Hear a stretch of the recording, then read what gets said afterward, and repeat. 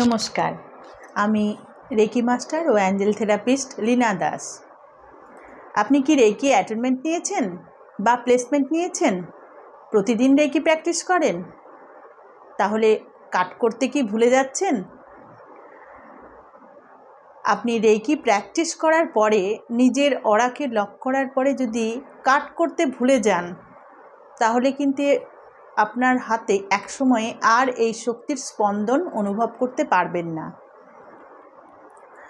আমরা যেমন কোনো শক্তিকে ডাকি, তার একটা পদ্ধতি থাকে, যেমন মাস্টার যেভাবে আপনাদের শেখায়, তো যেভাবে আপনাকে ডাকতে শেখানো হয় প্র্যাকটিস করার পর প্রথম তো খুব বেশি হয় স্টুডেন্টদের, যে রেকি প্র্যাকটিস করার পরে লক করতেও অনেকে ভুলে যান।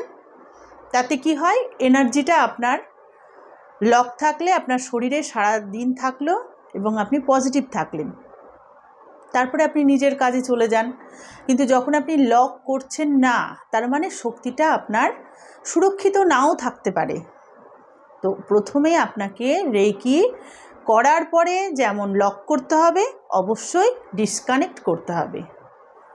আমরা রেকি শক্তিকে কখনোই অসম্মান করতে পারি না। যেভাবে আমরা ইউনিভার্সাল শক্তিকে কাজে লাগিয়ে নিজের প্রাণ ঊর্জাকে বাড়াই, ঠিক সেইভাবেই সেই শক্তির কাছে আবার কৃতজ্ঞতা প্রকাশ করে ধন্যবাদ জানিয়ে ডিসকানেক্ট করতে হয়। এরকম অনেক স্টুডেন্ট আমাকে বলে থাকেন যে রেকি করার পরে তো লক করতে ভুলে যায় বা কাট করতে ভুলে যায়, তাতে কি হতে পারে? এই শক্তি তো সব জায়গায় আছে। তো এটাই হতে পারে যে এক সময়ে এই শক্তি ভাববে তাকে কাজে লাগাচ্ছেন, কিন্তু তার প্রতি কোনো সম্মান বা কৃতজ্ঞতা দিচ্ছেন না। তো অটোমেটিক্যালি আপনার হাতে এই শক্তি আর সেইভাবে প্রবাহিত হবে না।